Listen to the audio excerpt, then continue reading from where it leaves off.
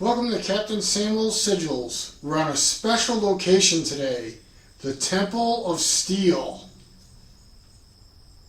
So the Temple of Steel is a little 10 by 12 shed that I built in my yard, and it's where I come out and work out sometimes. Now, I don't work out probably as much as I should because it's a metal shed. It's incredibly hot in the summer and quite cold in the winter, but I'm trying to get back in shape here. So let's lift some weights, and I'll tell you about a couple cool sword and sorcery books I read recently. So let me change out of my wizard outfit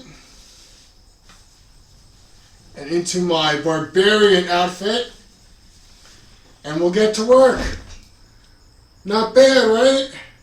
Well, lucky for me, I can't hear what you said. In Flashing Swords number 3, edited by Lynn Carter, I read The Curious Custom of the Turjaan Saheed. Now, normally, I'm not a big fan of Lynn Carter because I read The Star Magician by him in an Ace Double a long time ago, and it was one of the corniest things I've ever read. So since then, I haven't had the highest opinion of Lynn Carter. But the title was so cool that I decided to give it another chance. And I'm glad I did, because this was a really fun sword and sorcery adventure about this guy named Amalric, the man god, and his grumpy sorceress buddy. I forget his name, or it's hard to pronounce, like Ubud-Dubadoo or something like that. And they're flying on this giant insect creature over a desert, and then they crash land in an oasis and get into some mischief with the local nomadic tribe. And the king of the nomads invites Amalric and his buddy to view all of his treasures.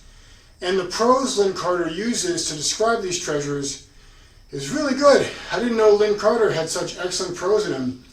And as he continues to view the treasures, the nomads, who are known for generosity, keeps giving away these incredible treasures to Amalric and his friend, and then something goes wrong. There's a cultural misunderstanding here, and hijinks ensue. The story was really funny. Star Magician by Lynn Carter, the first thing I read by him, was so bad that it was almost good. This one, I think he realizes the corniness of his work, and he really embraces that. And so it was definitely a funny piece. I really enjoyed The Curious Custom of the Turjaan Saheed by Lynn Carter, and give it 5 stars actually, yeah. Then I read some classic Fritz Leiber. This is the last story from his second book, Swords Against Death, and the story was entitled The Bazaar of the Bazaar. Now this was a fun one. It's about Fafhrd the barbarian and Mouser, who's like a magician thief. And there's this marketplace where everything is supposed to be dark at night. But these people show up and they light all these lamps, and this creates this big attraction. And the only one who's brave enough to go in is the Great Mouser. And he goes in, and it's all these incredible treasures. And meanwhile, Fafhrd is summoned to meet his bosses that give him his quests at the marketplace. And they say, hey, listen, there's these bad guys that have opened up an illegal shop of illusions. And everything they sell might look like an amazing treasure, but it's actually trash, and some of it's deadly. And so they give him some magical artifacts to let him see these things for what they really are. And there's this really fun juxtaposition between what the Grey Mouser sees and what Fafhrd sees. For example, there's like this beautiful, sexy woman doing this dance in a cage to Mouser. But Fafhrd, with his artifacts of true sight, sees that it's actually a gigantic spider up there. And this one had a lot of comedy undertones as well, and I really enjoyed it. Some lore dumpiness and repetition at the beginning, Otherwise, another solid sword and sorcery one. I give this one 4 out of 5 stars. Then from Flashing Swords number 5, also edited by Lynn Carter, I read A Dealing with Demons from the Casebook of Ebenezum the Sorcerer by Craig Shaw Gardner. Now, this was another fun one. I've seen the complete Ebenezum case files in a book club edition on eBay a couple times and always wondered what they were about. So this was a fun treat to read. And this is about a wizard who is accomplished in his craft, but catches a malady wherever he's around magic. He sneezes. And the story is told from the perspective of his apprentice. And they head on out and try to fix the senior wizard's illness. So along the way, they encounter this guy running around with an enchanted club who's haunted by demons, and he says that the local castle's treasury is infested with demons, and so they all head out to try to cleanse the treasury of demons, and there's these two wizards already there, and they're like, no, we know the treasury is infested with demons, but we got this, you can go away. And it's pretty clear that they're behind it and manipulating the king. This story was really funny, extremely lighthearted, very enjoyable. If you like Terry Pratchett style stuff, I think Craig Shaw Gardner and his Ebenezum stories would be something you'd really enjoy. I had a fun time with it. 5 stars, yeah.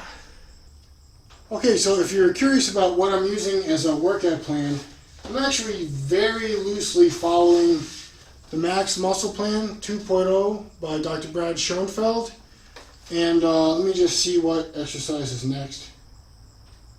It looks like it's some stuff for legs, so we don't need to do that. So the final story that I read was Caravan to Illiel, also in Flashing Swords number 3. And Caravan to Illiel was by Avram Davidson. Whoa! Have you ever read any Avram Davidson? This guy was amazing. The prose was so good. It had this esoteric, yet accessible feel to it. And he made even the simplest events, like the protagonist's magical purse being stolen, into this poetic, almost biblical style event. And I think that's significant because I researched Avram Davidson. He was a really cool guy in the Marine Corps in World War II as a corpsman. And also he was a Talmudic scholar for a while. And so you can see his studies of that ancient book in his writing. All of the characters have these little interesting quirks and unusual traditions and little taboos that they can and can't do. Really a fascinating story. So basically it's about a young man, his magical purse is stolen, so he can't pay the annual fee to wear his sword. And now that he has no sword, he's kind of a bum. They kick him out of the city, and he joins this caravan. And they have all these bizarre magical adventures, and he comes to the end of the city, and then something interesting happens with his sword and this kind of loner sword that he gets as kind of a pity piece from the guards when they kick him out of the city. 5 stars God tier rating for Caravan to Illiel by Avram Davidson. This was so good, and I actually hopped on the internet, did a bunch of research for other things that he wrote, and ordered a couple other things. Masters of the Maze and Mutiny in Space are the 2 that I ordered. So check out some Avram Davidson. Really cool. Was very impressed. Anyway, hope you enjoyed some sword and sorcery stories and working out. Hope you're doing well. Thanks for watching. And if you unsubscribe after all this shenanigans, I don't blame you.